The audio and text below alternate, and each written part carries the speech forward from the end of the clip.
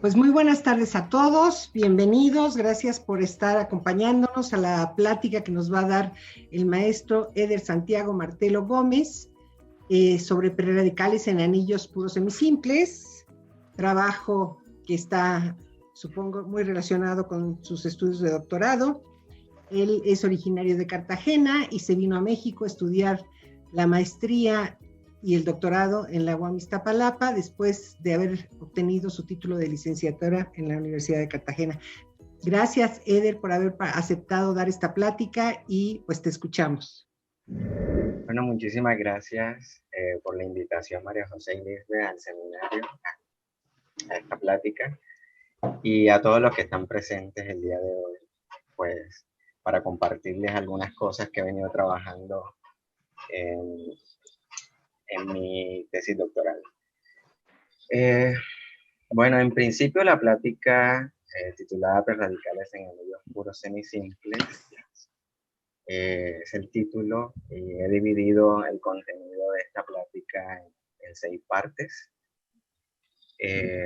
Primero voy a dar una introducción de cómo surge el problema que queríamos resolver o que nos planteamos al inicio de trabajar un poco con nuestro proyecto. Segundo, hablaré a algunas, bueno, para los que no están familiarizados con el tema de preradicales, algunas nociones básicas y propiedades específicas de preradicales, seguido de un caso muy particular, es los anillos semisimples y cómo estos de alguna manera sirvieron como una base para trabajar o ir un poco más allá, una clase más amplia que son los anillos puros semisimples. La quinta y sexta parte ya tienen que ver, digamos, con las herramientas que utilizamos para abordar el problema, que, bueno, ya les comentaré más adelante.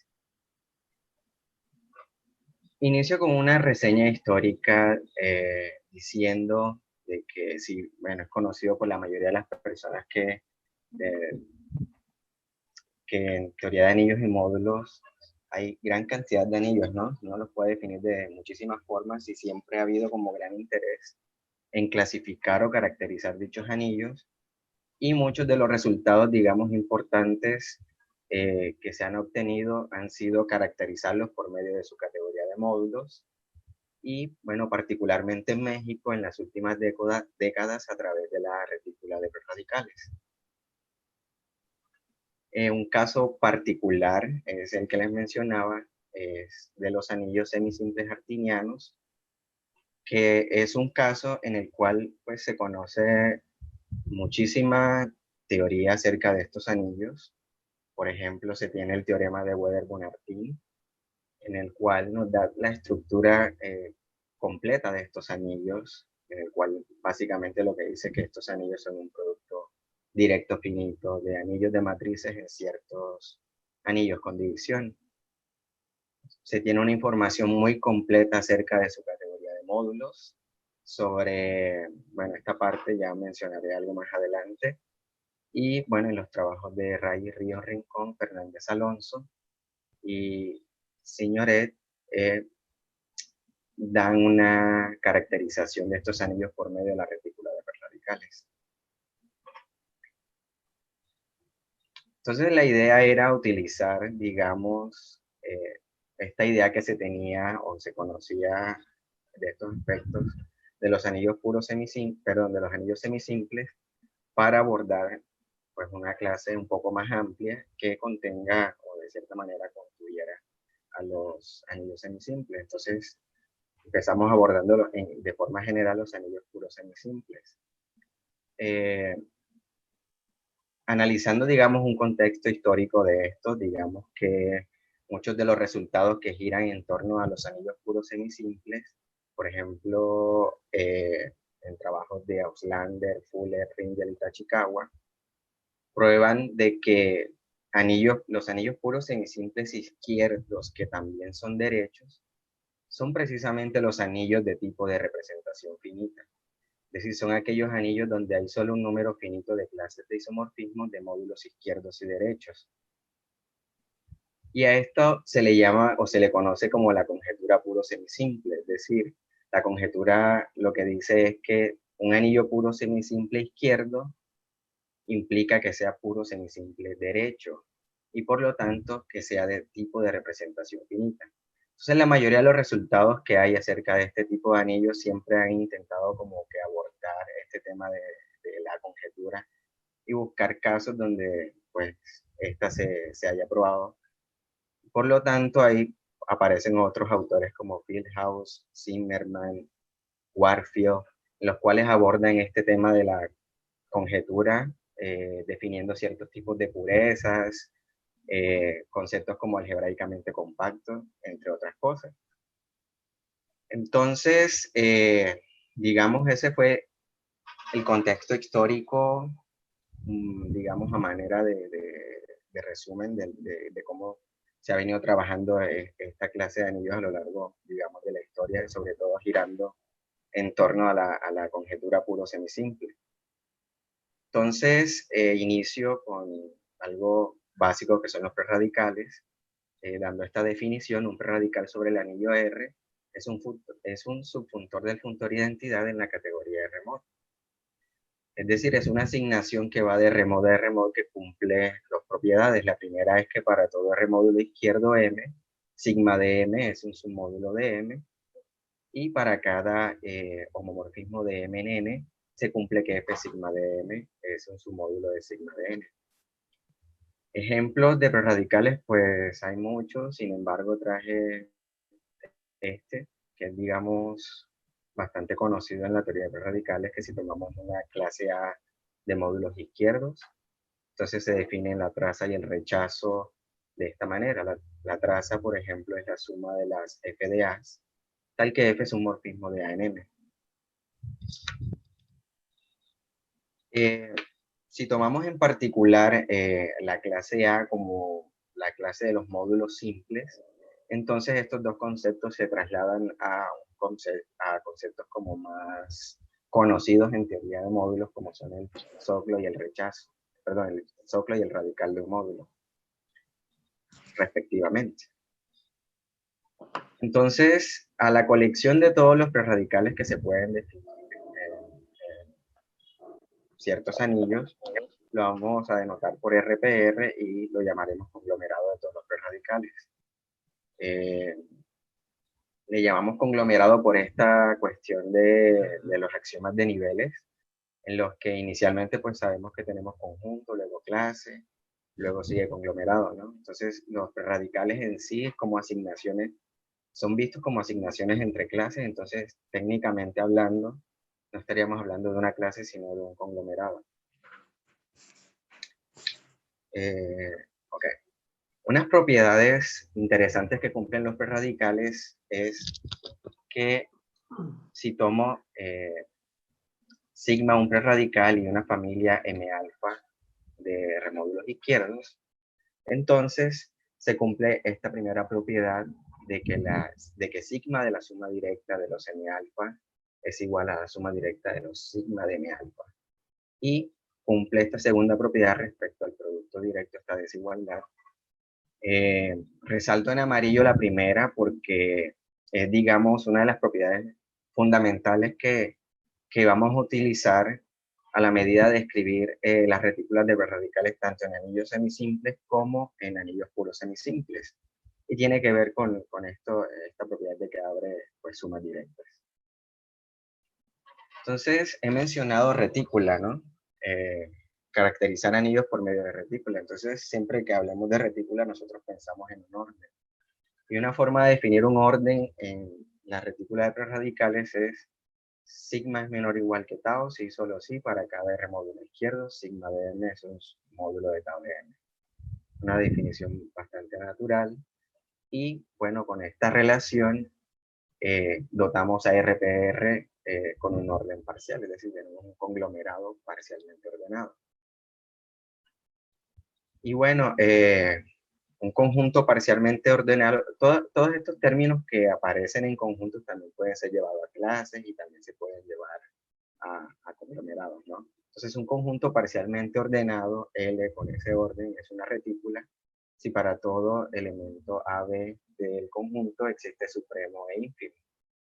Entonces, y bueno, y le llaman completa cuando existen supremos e ínfimos arbitrarios, ¿no? Entonces, los prerradicales de manera general para cualquier anillo, yo puedo tener una familia sigma i de prerradicales. Segundo.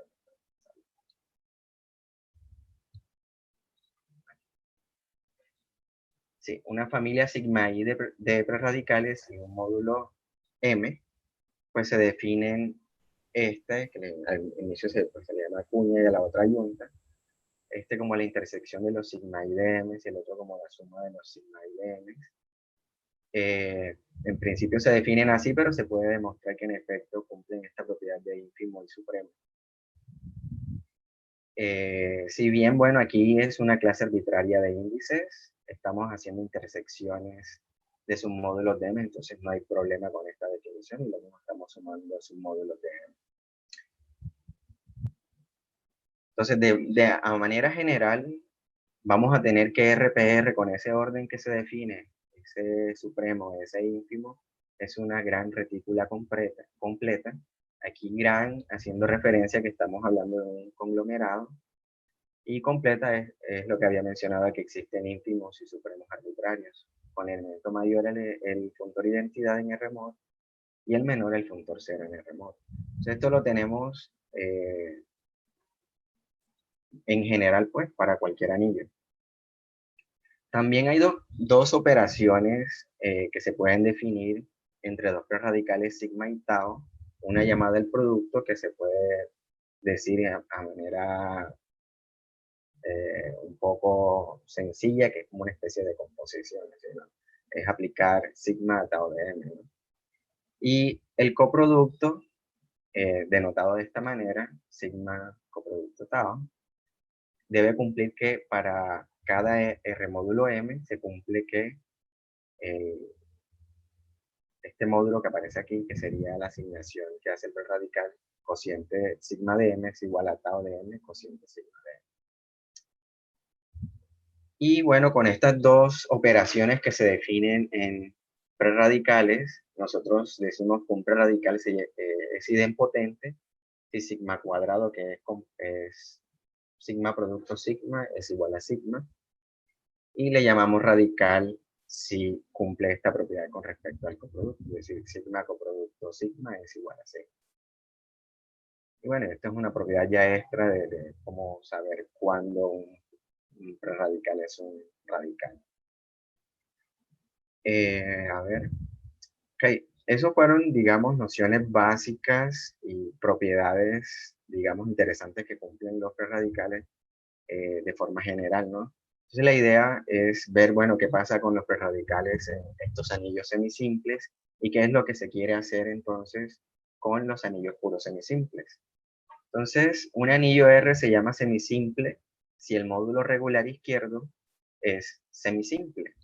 Entonces aquí cabe notar que definirlo de esta manera o decir que el módulo regular derecho sea semisimple es equivalente para estos anillos. Entonces, de ahí el hecho que uno los llame anillos semisimples a secas, es decir, sin decir izquierdo de derecho. Y luego vamos a ver lo que pasa con los puros semisimples, que sí, bueno, hay que tener en cuenta el lado con el que se está trabajando, izquierdo o derecho. Entonces, en estos anillos existen unas caracterizaciones por medio de su categoría de módulos que lo puedo resumir en este pequeño teorema de la siguiente manera. Un anillo es semisimple si solo si toda sucesión exacta de R módulos se cinde, todo R módulo es inyectivo, todo R módulo es proyectivo, y por último, aquí subrayo una propiedad interesante que es que todo R módulo sea semisimple. Es decir, recordemos que un módulo es semisimple si es una suma de módulos simples, ¿no? Entonces, de hecho, bueno, suma directa, ¿no? Pero en la propiedad que había mencionado que cumplían los prerradicales al inicio, los prerradicales abren sumas directas.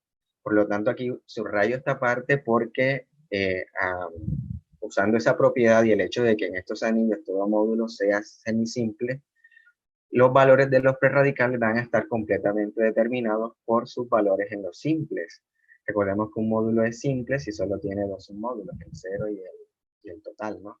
Entonces el preradical aplicado a un simple, pues solo va a tener dos opciones, el cero o el total. Entonces, es, digamos, una manera sencilla de ver cómo es que se hace el estudio de prerradicales aquí, solo es ver los valores en los módulos simples, ¿no? Y bueno, con respecto a la retícula de prerradicales, esta caracterización, que es un teorema que aparece en los trabajos de mi asesor junto con Rayi y los que mencioné al inicio, pues tenemos estas condiciones equivalentes, que un anillo es semisimple artiniano y cumplen estas propiedades con los prerradicales B y C. Pues no me voy a detener tanto en estas dos propiedades porque me interesa la última, diciendo de que puedo caracterizar estos anillos diciendo que RPR es una retícula booleana finita. Entonces, al comparar el teorema anterior con este, queríamos ver qué tanto de esto se puede llevar a los anillos puros semisimples y ver bueno, queríamos ver si existía dicha caracterización de manera similar para estos anillos, pero en los anillos puros semisimples. Entonces aquí un ejemplo es, bueno, si tomamos un anillo simple artiniano, sí, solo sí, la retícula trivial de prerradicales es 0, 1. Si tomamos un anillo semisimple con dos módulos simples, no isomorfos, entonces su retícula viene dado por esta retícula de 4 prerradicales. Bueno, aquí este alfa S son prerradicales muy especiales que se definen, pero no me voy a detener tanto en esta parte, solo menciono, los coloco aquí como a manera de que veamos la retícula, pero no voy a detenerme tanto en estos prerradicales especiales por ahora.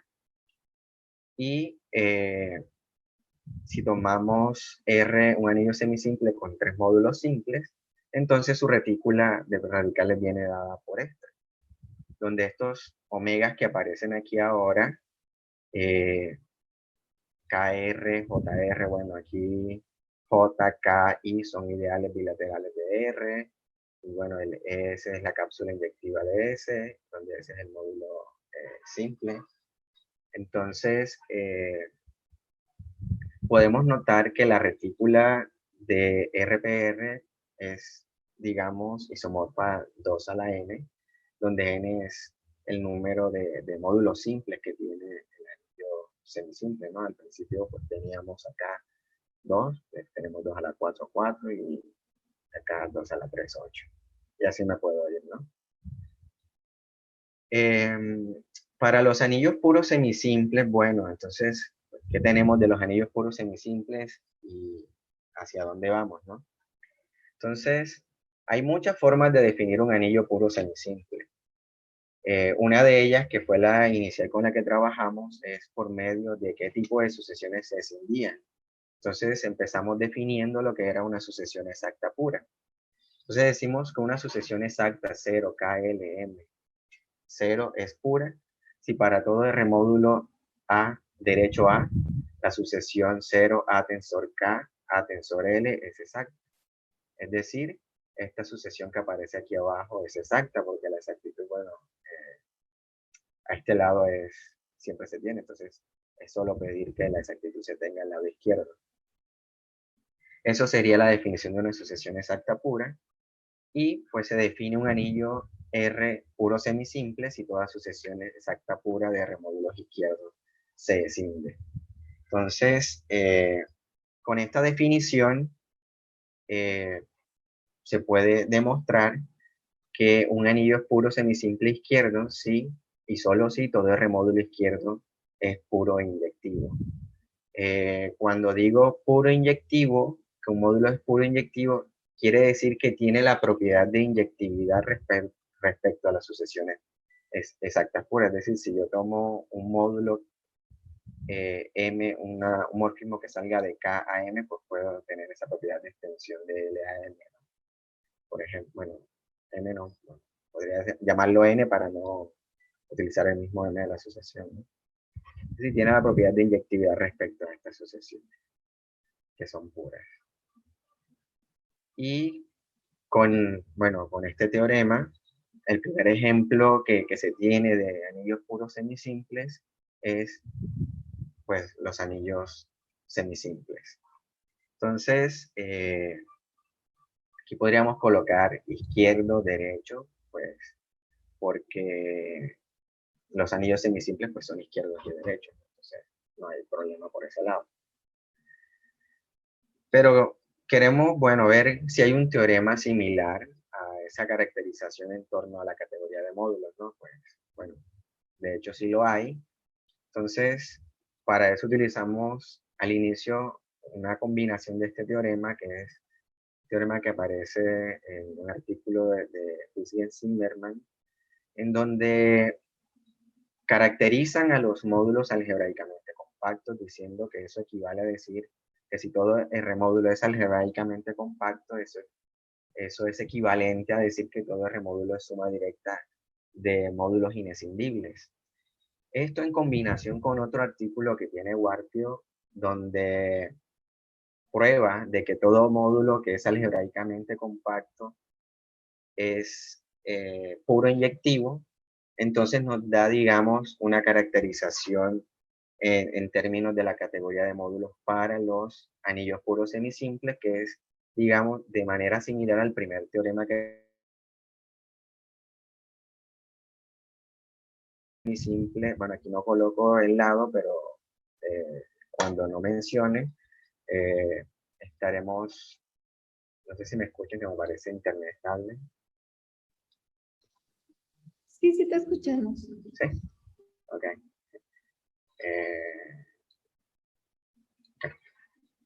Entonces, un teorema equivalente, digamos, o similar al que se tiene a los semisimples, pero en el caso puro semisimple, es que, bueno, ahora no toda sucesión exacta se cinde, pero las que se cinden son las puras. Todo R módulo es puro inyectivo. En el caso de los semisimples, teníamos que eran solo inyectivos. Esta 4 es derivado del teorema este de Huisgen-Zimmermann. Existe un conjunto X de R módulos, tal que todo R módulo es isomorfo a una suma directa de elementos de X.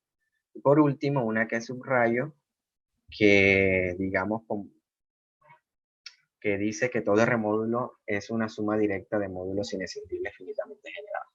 Entonces, por un lado, tenemos a los anillos semisimples, en el que el conjunto que descomponía la categoría de módulos, cualquier módulo lo podía escribir en suma directa de simples.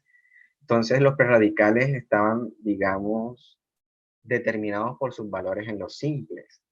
Ahora, el conjunto que me sirve para, digamos, hacer esta descomposición en los puros semisimples ya no son los módulos simples, sino son los módulos inescindibles finitamente generados. Por lo tanto, es de suma importancia esta parte, porque entonces un preradical en estos anillos va a quedar completamente determinado por sus valores en los módulos inescindibles. Ahora ya no va a ser en los simples, sino en los inescindibles. Entonces, el primer ejemplo para un anillo, bueno, este sería un anillo que es puro semisimple, que no es semisimple. Tomamos ZP a la n con P' y n mayor o igual que 1. Como anillo, bueno, ZP a la n es conmutativo y su retícula de ideales es una cadena finita, dada de esta manera. En un trabajo, creo que fue en la tesis de Silvia, si no estoy mal, Silvia Gavito, también fue alumna de mi asesor, prueban de que todo ZP a la n módulo es isomorfo a una suma directa de ideales de ZP a la n. Entonces lo que estoy diciendo, básicamente lo que estoy diciendo es que todo ZP a la n módulo es isomorfo a suma directa de este conjunto que aparece aquí. Por lo tanto, es un anillo puro semisimple que claramente no es semisimple, porque ZP a la n no lo puedo descomponer como módulo en suma directa de simples, ¿no? El contexto entonces en el que estamos sería el siguiente. Si un anillo es puro semisimple izquierdo, entonces R es artiniano izquierdo. La demostración de este teorema es bastante laboriosa, utiliza muchísimos resultados, no es inmediato, digamos, probar de forma directa que el anillo es artiniano, sino que echa mano de muchísimos resultados. Pero este teorema nos garantiza, de cierta manera, que si nosotros estamos en los anillos semisimples, queremos estudiar una clase más amplia, que serían los puros semisimples izquierdos, pero digamos que eso nos encierra en otro grupo que no nos salimos de los anillos artinianos izquierdos. Entonces estamos dentro de esa hipótesis que al final es de suma importancia en muchos resultados que utilizamos. El contexto sería ese, no estamos fuera de los anillos artinianos izquierdos. Entonces, como bien lo decía, ahora mi conjunto que descompone la categoría de módulos no es el conjunto de los módulos simples, sino es el conjunto de los módulos finitamente generados e inescindibles.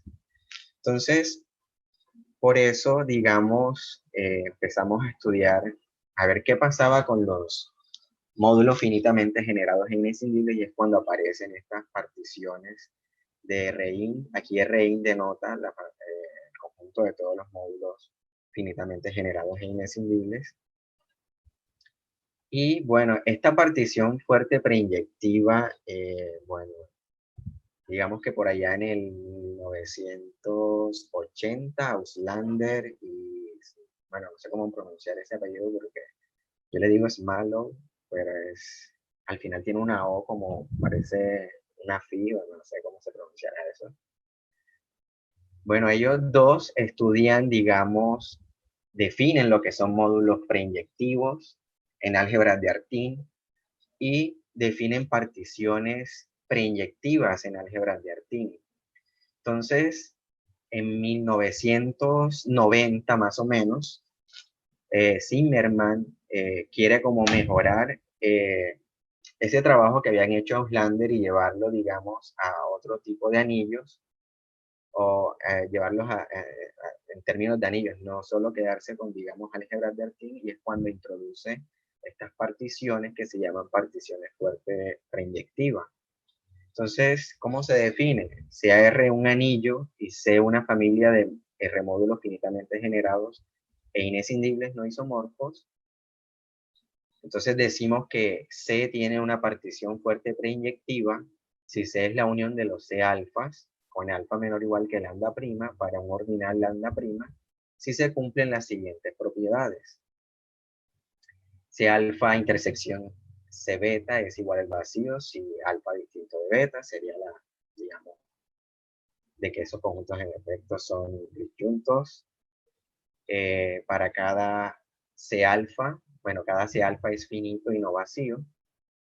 Y 3, para cada ordinal alfa menor o igual que lambda prima, C alfa es el mínimo conjunto cogenerador de esto que aparece aquí. Bueno, aquí en esta parte voy a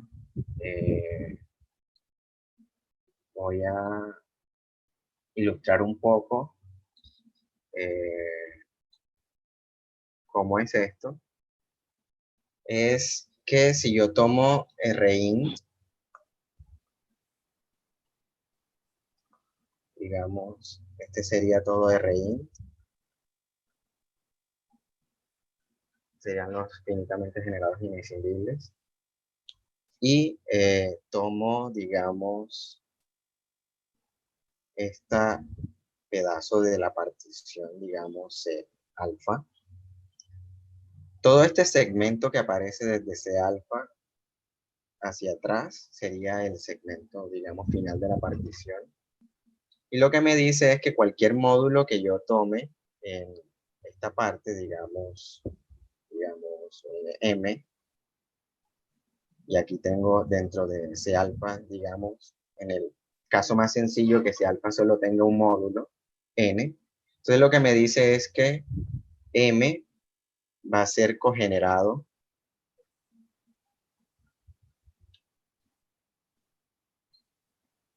por N. decir, no sé, sí, decir, puedo encontrar un monomorfismo de M en un producto directo de copias de M. Eso es básicamente cómo funciona esta partición, digamos, de manera general o un poquito ilustrativa. Okay. Entonces, la pregunta es, ¿existen siempre estas particiones? De hecho, Zimmermann prueba en uno de sus artículos que si el anillo tiene dimensión global pura izquierda 0, es decir, esto es equivalente o implica que en el anillo todo módulo sea suma directa de módulos inescindibles, finitamente generados, que en nuestro caso en particular es aplicable a anillos puros semisimples. Entonces, se cumple que la familia de todos los R módulos finitamente generados inescindibles izquierdos tiene una única partición fuerte preinyectiva de longitud contable. Sí, este teorema lo que me está garantizando es que en anillos puros semisimples izquierdos siempre voy a tener una partición fuerte preinyectiva. Siempre va a existir. Entonces, en el ejemplo que había mencionado de un anillo que era puro semisimple, que no era semisimple, teníamos ZP a la N y sabíamos que su retícula de ideales estaba dada de esta manera. Y estos precisamente son los inescindibles, ¿no? Que descomponen a toda la categoría de módulos de los ZP a la N módulos. Entonces, se puede, bueno, ver por la definición que en efecto la partición fuerte preinyectiva está formada, digamos, por 1 a 1 o por cada si alfa está solo formado por un módulo correspondiente a cada uno de estos módulos que aparecen en la cadena. Entonces, esto sería un ejemplo de una partición fuerte preinyectiva para un anillo puro semisimple. Bueno, esa partición, digamos, la mencionó Zimmermann por allá en el 1990. Ya en el 2012 más o menos, Dung y José Luis García en uno de sus artículos introducen nuevas particiones de RI, pero en anillos puros semisimples que son hereditarios. Por eso en el ejemplo anterior estaba colocando no hereditario. Pues vamos a ver que este ejemplo que aparece aquí, si bien tiene una partición fuerte preinyectiva, no va a tener una partición ex-inyectiva, que es la que voy a mencionar ahora, porque una condición para la existencia de dicha partición es que sea hereditario. Entonces, ellos empiezan mencionando lo que es un módulo ex-inyectivo. ¿Okay? En el ejemplo anterior, estaba mencionando que este era un anillo puro semisimple que era no hereditario. Por lo tanto, este ejemplo no me va a servir, digamos, para obtener una partición ex-inyectiva. Solo va a tener una partición fuerte preinyectiva. Entonces, Dung y José Luis García introducen esta nueva partición, iniciando con la definición de un módulo ex-inyectivo. Si tomamos C, una clase de módulos en Rmod, un R módulo X en C se dice ex-inyectivo en C. Si el X1 de R, perdón, X1 de C con X es igual a 0. Para todo C en C, es decir, cualquier sucesión exacta que empiece en X y termine en C, se simple. Se podría decir a grandes rasgos, ¿no? Entonces, define lo que es un módulo ex-inyectivo y entonces mencionan qué es una partición ex-inyectiva. Entonces va a ser algo similar a lo que teníamos en la partición fuerte preinyectiva, pero en vez de que los módulos cogeneran a ese segmento final, van a cumplir la propiedad de que son ex-inyectivos referente desde el bloque donde están hacia el segmento final, o sea, de ahí para adelante, ¿no? Entonces, si tenemos un anillo R y sea una familia de módulos no isomorfos finitamente generados en mesindines izquierdos, se dice que C tiene una partición X-inyectiva si C es igual a la unión de los U alfa, patrón ordinal ρ, con las siguientes propiedades. Bueno, estos serían las dos similares que tenía la fuerte P-inyectiva. U alfa es no vacío infinito para cada alfa menor que ρ. Y lo que les estaba comentando, que para cada alfa menor que ρ, U alfa es el conjunto de todos los módulos X-inyectivos en la unión de los U beta con beta mayor o igual que alfa. Es lo que estaba mencionando del segmento final, incluido desde alfa, ¿no? Cumple esa propiedad de ser X-inyectivo con respecto a todos estos módulos que aparecen aquí en esta unión. Entonces, ellos dan, digamos, en principio, una proposición bastante general de cuándo un conjunto de módulos inescindibles tiene una partición de este tipo. Entonces, dicen, bueno, sea R un anillo puro semisimple izquierdo y C de una partición de Rn que satisface la siguiente propiedad. Si C está en C y D está en D, el OM de D y C es igual a 0. Es decir, no hay morfismos entre módulos de D y módulos de C.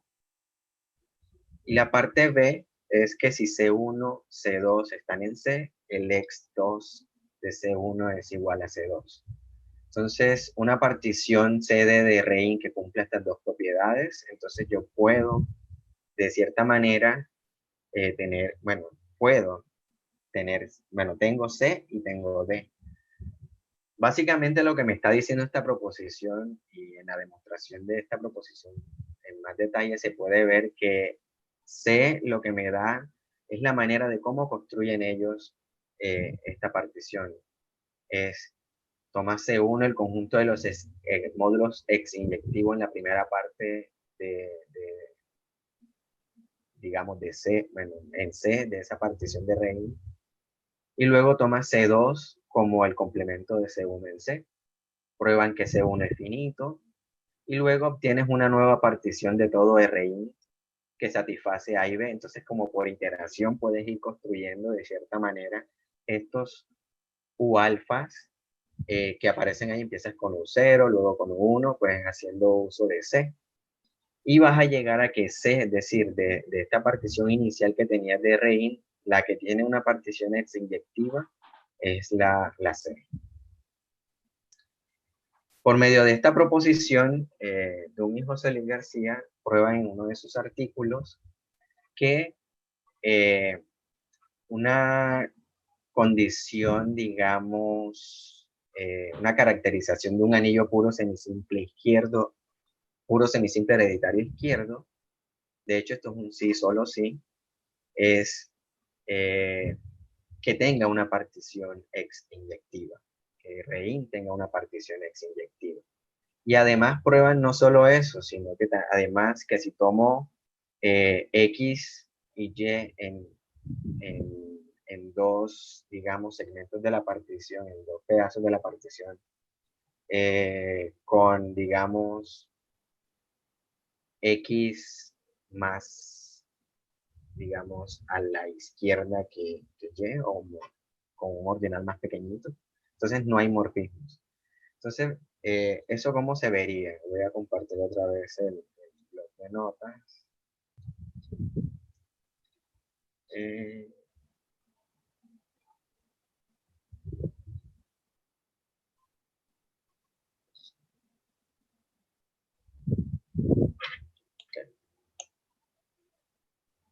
¿Cómo se vería eso?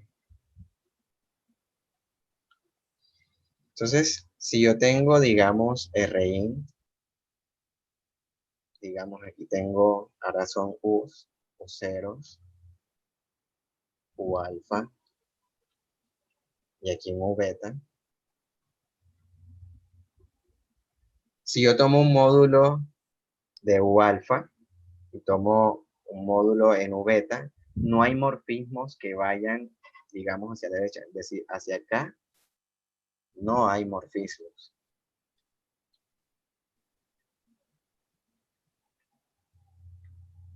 No hay morfismos. hacia la derecha, por decir así. Y además, en esta partición, como mencionaba, un módulo que yo tome en U alfa cumple la propiedad de ser ex inyectivo con respecto a un módulo que yo tome en U beta. Sería básicamente lo que cumple esta partición. Y eso al final nos va a proporcionar una herramienta bastante importante a la hora de querer hacer nuestra descripción de prerradicales. Por eso lo coloco aquí en amarillo resaltado, porque es una de las... Sí se ve ya la pantalla, ¿verdad? Sí. Ok. Entonces, la idea entonces es ver qué pasa con los prerradicales en estos anillos. Entonces, yo había mencionado estas dos particiones de Rein porque ya habíamos visto cómo el conjunto de los módulos finitamente generados e inescindibles juega un papel fundamental a la hora de descomponer un módulo en estos anillos. Y bueno, al tener esta propiedad de que un preradical abre sumas directas, entonces un preradical al final pues va a quedar completamente determinado por qué valores toma en los inescindibles finitamente generados. Y de ahí, pues por eso empezamos el análisis qué pasaba con estos módulos finitamente generados e inescindibles. Y de ahí surgieron estas particiones. Ahora bien, una partición DC de Rein se llama par de torsión que se cinde si el OM de D a C es igual a 0 para todo C en C y todo D en D. Entonces, en la proposición que teníamos anterior, en esta, pues claro que esta DC que aparece aquí es un par de torsión que se cinde, ¿no? Pero la pregunta es, ¿cómo aplico yo esta proposición? Porque ya debo encontrar una partición de Rein que cumpla esto. Entonces, digamos, una indicación de cómo probar esto es tomar esta D como el conjunto de todos los módulos finitamente generados que son inyectivos. Y C como el conjunto de todos los módulos finitamente generados que no son inyectivos. Van a cumplir claramente la propiedad A. Al ser un anillo hereditario, este x, a partir del x2 en adelante, es decir, xn es igual a 0 para n mayor o igual que 2, porque eso se cumple, es una propiedad que tienen los anillos hereditarios.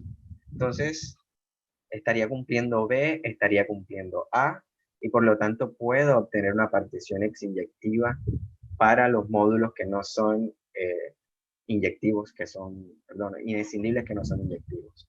Luego solo es pegarle la primera parte, que serían los inyectivos inescindibles, que eso me daría el primer bloque de la partición, es decir, en la exinyectiva empiezo, el primer bloque está formado por inyectivos inescindibles, así me sigo, y luego en la parte final, de forma consecutiva, voy a encontrar todos los proyectivos inescindibles. Son propiedades que, bueno, son muy interesantes que uno encuentra en estas particiones. Ahora bien, otra cosa interesante que sucede de cómo abordar los prerradicales es, si tengo un anillo puro semisimple izquierdo, entonces DC es un par de torsión que se cinde de Rein, si solo si ADD, ADC es una teoría de torsión que se cinde de Rein, perdón, de Remonte. Aquí teoría de torsión en el sentido de las teorías de torsión, concepto clásico en teoría de módulos, ¿no? Y cuando me refiero al ADD y ADC, ADD representa al conjunto, a la clase formada por sumandos directos de sumas directas de elementos de D. Entonces aquí, importante, puedo mencionar que como el anillo es artiniano, estoy trabajando con módulos finitamente generados e inescindibles. Entonces, estos módulos finitamente generados resultan ser artinianos. Por lo tanto, son neterianos y por lo tanto son de longitud finita. Entonces tenemos módulos finitamente generados inescindibles de longitud finita y por lo tanto el anillo de endomorfismo de estos módulos resulta ser local. Al ser el anillo de endomorfismos local, entonces podemos aplicar el teorema de Krull-Schmidt-Reitman-Kasumaya, en el cual nos dice que si cualquier módulo lo puedo descomponer en suma directa de módulos inescindibles cuyos anillos de endomorfismo son locales, entonces esta descomposición es única salvo isomorfismos. Por lo tanto, al final, este A de D, A de C lo puedo ver, digamos, como sumas directas de elementos de D y esta como una suma directa de elementos de C. Y luego me voy a la definición de lo que es una teoría de torsión que se cinde en el sentido clásico y probar efectivamente que se cumple esta proposición. Y luego, bueno, esta proposición que enuncio aquí aparece en el libro de Anillos de Cocientes de Stenström, que dice que hay una correspondencia biyectiva entre las teorías de torsión y los radicales idempotentes. Entonces, aquí en principio ya estoy relacionando radicales, ¿no? Pero estoy relacionando aquellos que son idempotentes y además son radicales por medio de teorías de torsión, pero entonces lo primero que debo tener son teorías de torsión, ¿no? Entonces, digamos que la idea fundamental que nosotros utilizamos para hacer esto es, a ver.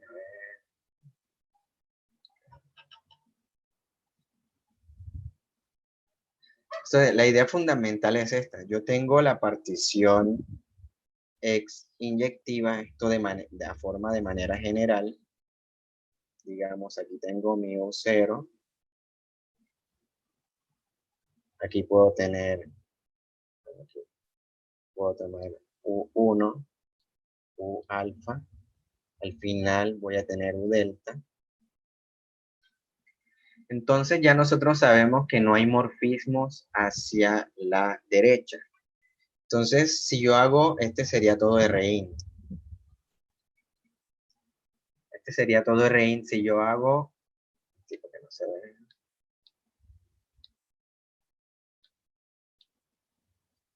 Este sería todo mi conjunto de Rin, ¿no? Entonces, si yo hago una cortadura,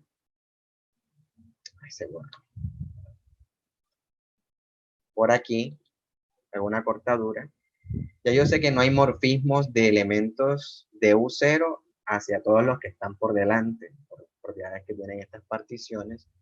Por lo tanto, digamos, al yo hacer U0, la unión de los U alfas con alfa mayor o igual que 1, esto sería un par de torsión que se cinde de Rein, porque sería una partición de Rein en las cuales no hay morfismos de U0 hacia el otro pedazo que queda. Entonces, eso, digamos, me proporciona una teoría de torsión, ¿no? En todo R mod.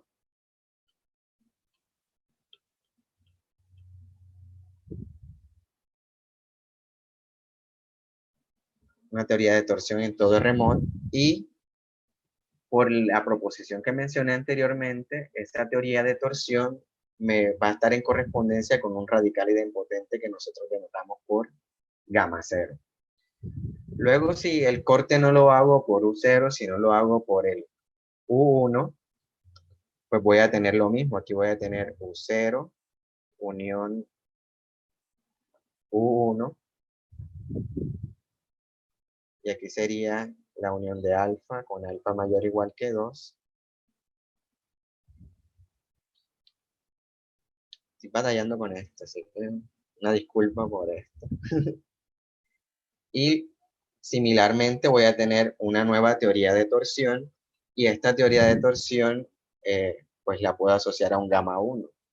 Y así me puedo ir a lo largo de toda esta partición X-inyectiva, y al final lo que voy a tener es una familia de radicales idempotentes que van a estar enumerados por el ordinal que me enumera la partición. Y que además estos radicales idempotentes están ordenados, o sea, son estrictamente mayores que los anteriores.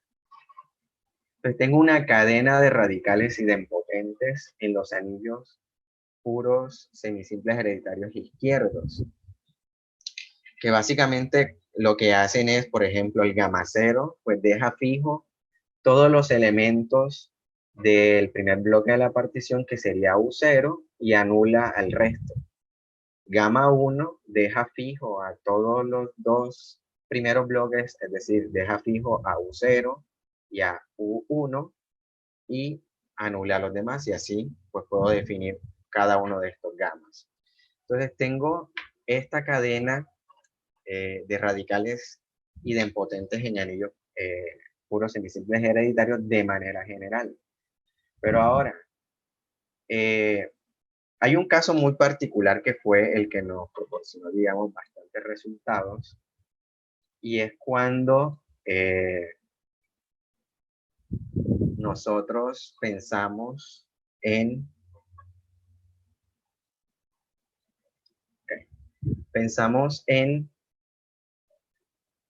anillos puros semisimples hereditarios izquierdos en los cuales solo voy a tener dos módulos simples. Estos anillos, bueno, han sido muy estudiados porque están muy relacionados fueron muy utilizados, o están siendo muy utilizados para intentar buscar esta conjetura puro semisimple. Y estos anillos, salvo isomorfismos, son anillos de esta forma.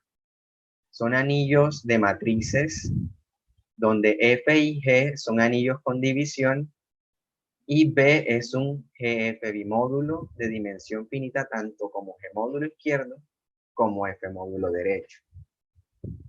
Entonces, este caso bastante particular de anillos puros semisimples hereditario izquierdo lo puedo trasladar a este nuevo anillo. Este anillo de matrices lo puedo ver como este anillo de matrices, pero entonces también quiero ver cómo son los módulos, ¿no? Como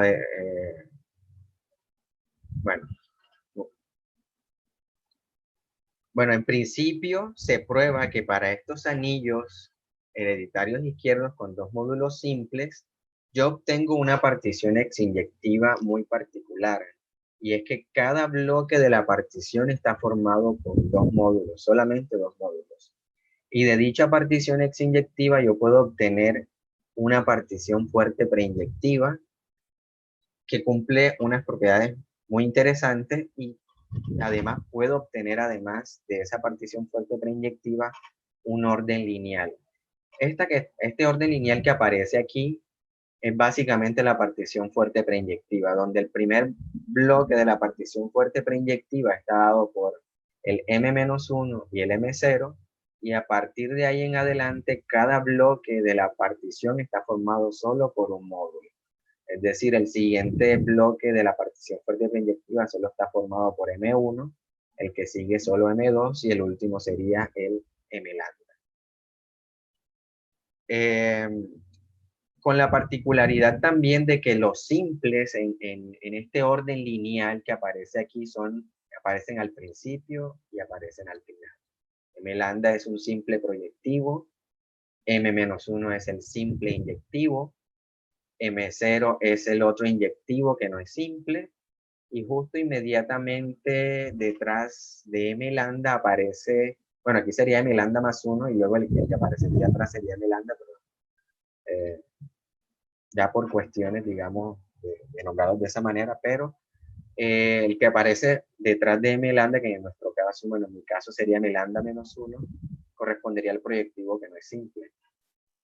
Y en este caso bastante particular se cumple que tenemos este orden lineal con respecto a los morfismos, es decir, no hay morfismos de izquierda a derecha, es decir, no puedo haber morfismos entre M0, M1 y cumplen esta propiedad que aparece aquí, dice Manuel. Entonces, de igual manera como mencioné anteriormente, yo puedo hacer cortaduras aquí. Por ejemplo, si yo corto por M-1, por M0, es decir, el primer pedazo es M-1 y el resto de los módulos, obtengo un par de torsión que se escinde de reint y eso me produce un gamma cero.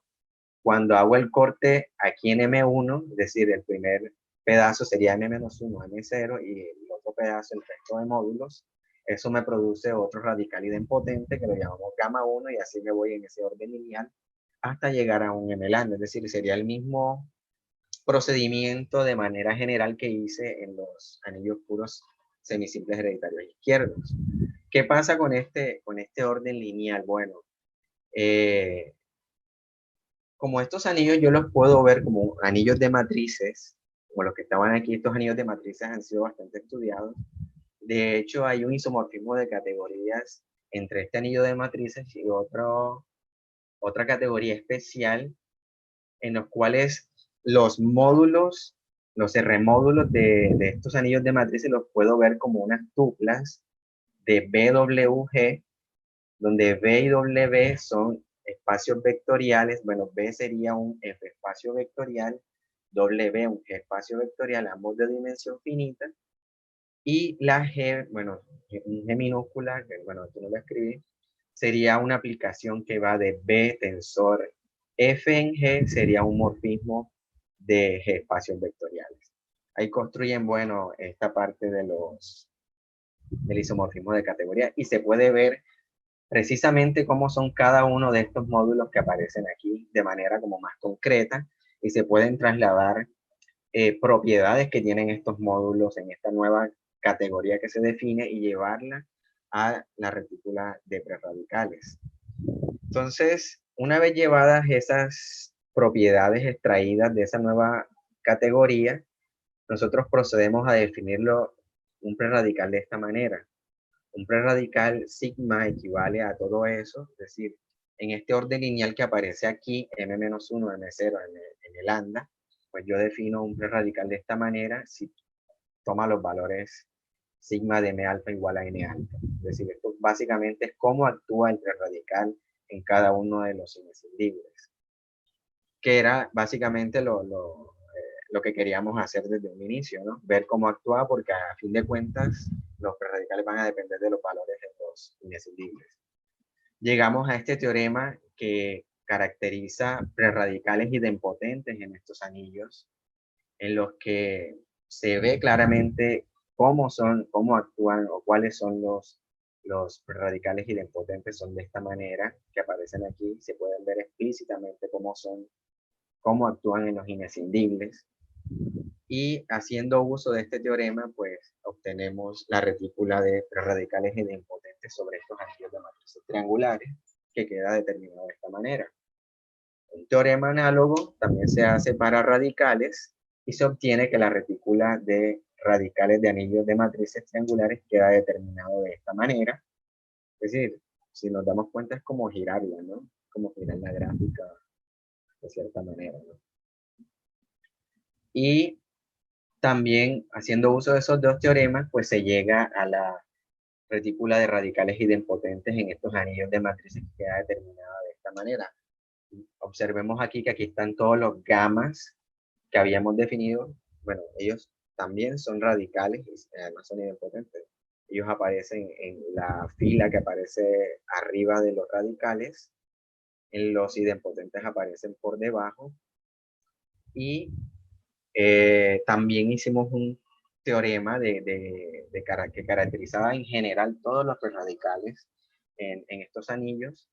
Sin embargo, quedó como pendiente ver ciertos prerradicales como que estaban ahí medio inconclusos, por decirlo de alguna manera, porque quedaban no como este teorema que aparece aquí, que sí están completamente determinados, sino que aquí aparecía como un segmento medio en donde podría ser cualquier submódulo totalmente invariante de los módulos que aparecen en el orden lineal.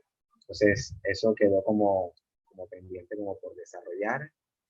Y esto fue básicamente lo que se obtuvo en el trabajo que realizamos. Y bueno, eso sería todo en general, lo que intentamos hacer, lo que hicimos. Bastante larguito, entonces traté de resumirlo lo mayor posible y que quedara un poco claro. Estos son algunos libros que utilicé en el desarrollo de esto. Los artículos principales que son de Don y José Luis García, que de hecho creo que María José fue quien nos mencionó acerca de estos artículos, y qué bueno que salió que mencionó esto, si no estoy mal, fue el examen predoctoral. Y varios resultados al final, pues están los de Zimmerman, la mayoría de resultados que utilizamos aquí. Entonces no sé si hay alguna pregunta. ¿No quedó todo claro?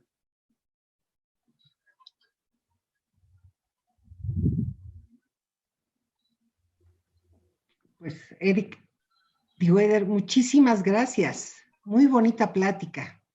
Muchas gracias. Espero que se haya entendido. Disculpen por el blog de notas, pero todavía no me acostumbro a escribir con esto. ¿Preguntas?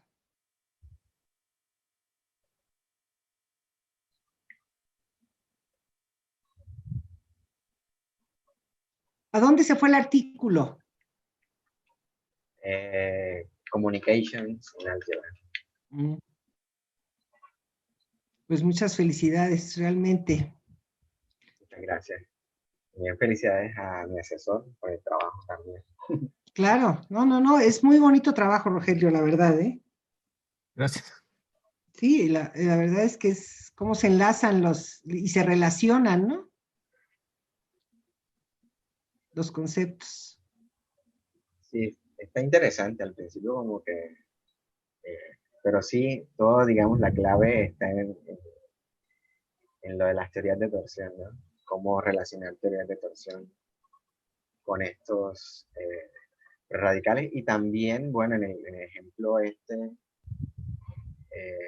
particular, bueno, en este caso muy particular, estos anillos de matrices que aparecen aquí, sí como que han sido muy estudiados, entonces muchas propiedades que ya se tenían de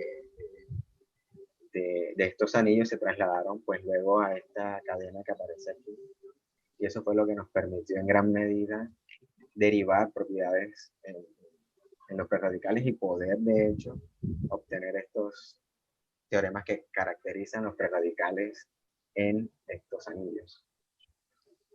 Eder, yo tengo una pregunta. Por cierto, Sí. estuvo muy bonita tu plática, ¿eh? Muchas gracias. Y gracias por todos los preliminares y el contexto. No sé si te podrías regresar a la slide 42, a la anterior que tenías. ¿Esta? No, entonces es antes. La 41. Ahí. Entonces. ¿Okay? No, la siguiente. Justamente donde está esa condición. Sí. Bueno, primero te quería preguntar cómo fue que consideraron estas condiciones, y ahorita te digo por qué. Bueno, es que en el inciso 1, estás considerando un conjunto bien ordenado de una familia de módulos inescindibles que cumplen esta condición, ¿no? Donde entiendo que alfa y beta nada más son ordinales y no necesariamente finitos, ¿no? Sí, exacto.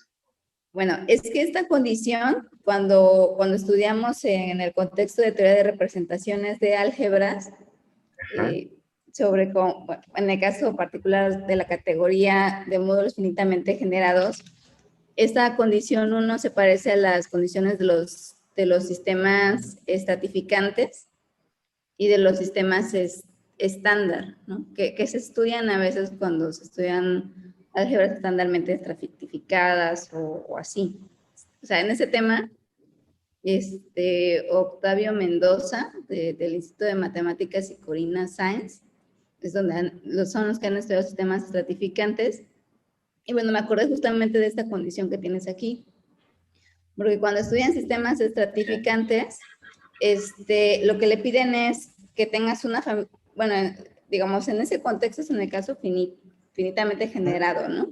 Y ellos consideran una familia de módulos inescindibles y están indexados, pero los índices justamente tienen un orden. Y les pides estas condiciones del OM. y no me acuerdo si también del ex, ¿no?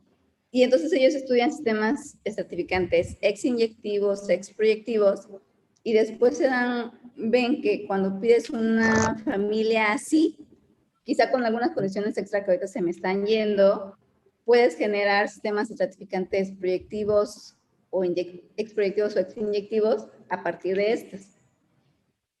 Y bueno, era lo que quería comentar, porque justo como va de la mano con los radicales, hace poquito vi que Octavio Mendoza tenía un artículo donde relacionaba de alguna forma los sistemas estratificantes que él ya había previamente estudiado con las teorías de torsión hereditarias. A ver, qué interesante. No Entonces, si quieres, después te comparto la referencia. Porque o sea, esta condición 1, yo la había visto, bueno, igual y Valente tiene más fresca la referencia que yo, para estudiar los módulos delta, ¿no, Valente? Los módulos estándar y los sistemas estratificantes que ustedes estudiaban con Octavio. ¿Estás por ahí, Valente?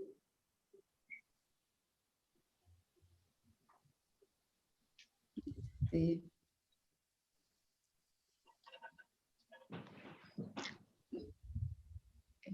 Bueno, si no, después de hecho, paso la referencia. Sí estaría chévere que si me pudieras pasar, a ver, de hecho una ojeada, de pronto o sea, bueno, sale otra cosa por ahí. Bueno, yo estudié los sistemas estratificantes en la maestría, pero estamos hablando del 2000, hace muchísimos años, ¿no? Del 2010. Entonces, pues fue hace 11 años y ahorita no me acuerdo tan fresco, pero esta condición 1 es como que muy clave, ¿no? Y por eso me acordé. Pero te paso las referencias. Está vale. Muy interesante, Está muy interesante tu trabajo. Muchas gracias. ¿Alguna otra pregunta, comentario? Bueno, yo quiero comentar una cosa. Adelante. Bueno, que al final, pues sí, caemos en ejemplos más concretos que en principio estudiar toda la clase completa de los anillos puros semisimples. Y eso yo creo que es muy bueno porque nos da pie a tener más ejemplos concretos de retículas de prerradicales que los que tenemos, que en realidad son pocos. O sea, están los anillos, las retículas de prerradicales de anillos semisimples, están las retículas de Silvia, que son los anillos locales seriales, y bueno, en el caso de las álgebras de Carcaj, también es un caso particular de anillos puros semisimples, y además del Carcaj más sencillo, que es el que llaman AN, que es nada más una trayectoria. Y bueno, ese es un caso particular en el caso de longitud 2, creo que es, de un anillo de matrices. De un anillo de matrices, que es cuando, no sé si quieras poner la lámina donde está el anillo de matrices, la 43, 42. Exacto, ahí, cuando los dos, F y G son un campo, y B es el campo mismo, o sea, los tres son K, en ese caso particular se tiene el álgebra de Carcaj sobre el Carcaj, que es una trayectoria de longitud 2. Entonces cae en ese caso particular. Y en ese caso particular, que también es un ejemplo que tenemos, se ve la retícula de prerradicales, que también tiene 8 elementos, nada más que es como una cuadrícula, pero sin 2 aristas. No sé si, es como una especie de L, ¿no? Entonces, es muy chistoso porque los ejemplos finitos que tenemos, todos tienen cardinalidad 2, una potencia de 2. Usa la N, ¿no? Sí, no nos hemos topado con una retícula de prerradicales que tenga cardinalidad distinta de esa. Entonces, pues es una conjetura, no sabemos si todas las retículas de prerradicales tienen potencia de 2 elementos. Y yo creo que esta situación a la que llega Santiago, pues nos permite ver más posibilidades en estos anillos de matrices concretos, Y bueno, pues eso yo creo que nos puede dar más luz sobre el estudio de los No sé perradicales. si ahí se ve. Ah, sí, ahí está. Sí, sí, sí. Exactamente. Sí, esa es la Sería retícula de perradicales. Ajá. Sí, ahí de la están. 2. Y si los cuentan, pues también son 8. Entonces, sí, si nosotros variamos un poquito, en vez de que sean los 3Ks, pues hay ciertas variaciones que podemos hacer ahí en las matrices y a lo mejor podemos también clasificar los perradicales, pero ya eso es para hacer más adelante. No, muy bonito, ¿eh? La verdad está muy bonito el trabajo, la idea es muy bonita. Y a ver qué luego sale después de esto, porque sí quedaron bastantes preguntas al final, que creo que sí se Cuando puede fuiste a seguir España, trabajando. ¿fuiste con José Luis García? Sí, sí, de hecho parte de este trabajo también salió de cosas que ya él manejaba, por ejemplo, de este isomorfismo que había entre estos anillos de matrices y esa nueva categoría que estaba mencionando. Que de hecho, a ver si está por aquí. No, pues muy bien, muy bien. Básicamente el isomorfismo era o sea, esos anillos de matrices triangulares así, los módulos sobre estos anillos de matrices, los R-módulos estos, eh, los podría ver de cierta manera como una aplicación al final, como esta aplicación que aparece aquí, donde W son espacios de dimensión finita y G es un morfismo de G espacios vectoriales que va del B tensor V en W. Y ahí definen pues cómo son los morfismos. Ya al final, para ver los inescindibles en ese orden lineal, ya no pensaba como, digamos, cómo se verán los módulos allá, sino ya yo pensaba enseguida era o se podrían ver enseguida como una aplicación de esta manera, donde podrían ser como mucho más específicos que en vez de estar trabajando con un módulo inescindible que veas a ver qué te sale, ¿no? O sea, ya lo puedes ver como más tangible y trabajar sobre esos módulos y sacar propiedades y ver cómo un preradical actúa sobre ese módulo inescindible.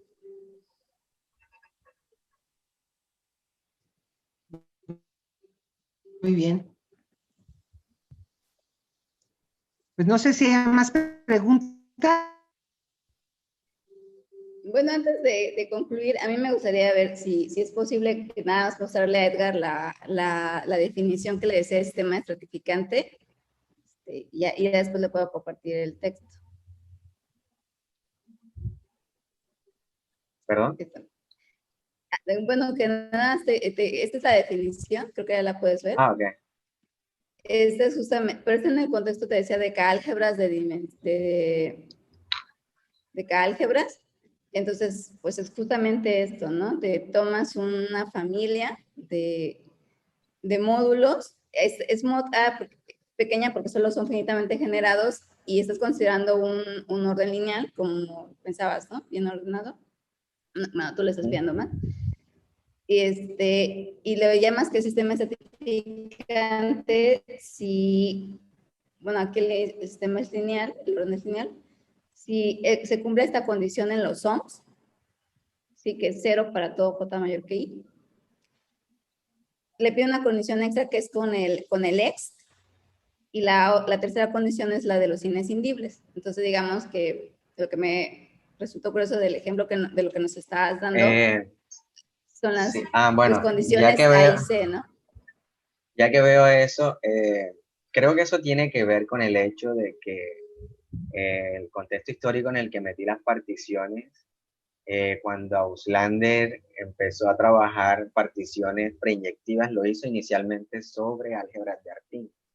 Entonces, por eso no es que estén como tan distanciados, porque cuando empiezan a sacar esto de las particiones fuerte preinyectivas, fue una manera como de cierta manera, de mejorar o expandir este resultado que se tenía para álgebras de Artin, llevarlo a contextos como más amplios, como era el caso de los anillos de dimensión global pura cero, que fue lo que hizo Zimmermann, y luego lo que hizo José Luis Hidún de llevarlo al contexto de los anillos puros semisimples hereditarios izquierdos.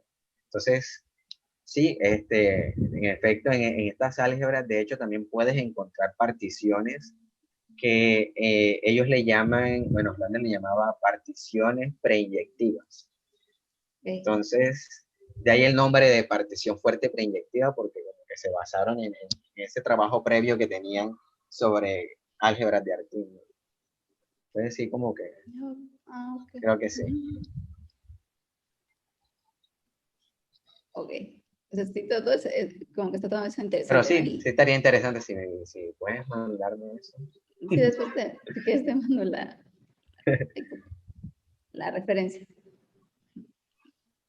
Eso Pues es lo que muchísimas te gracias, Edgar, y muchas felicidades. ¿Para cuándo es el examen?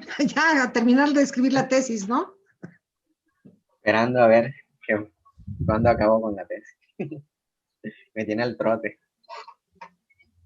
Pues sí. Tomamos la foto del recuerdo. Sí, quienes deseen, si pueden activar su cámara. Si pueden activar la cámara para que salgan las caras.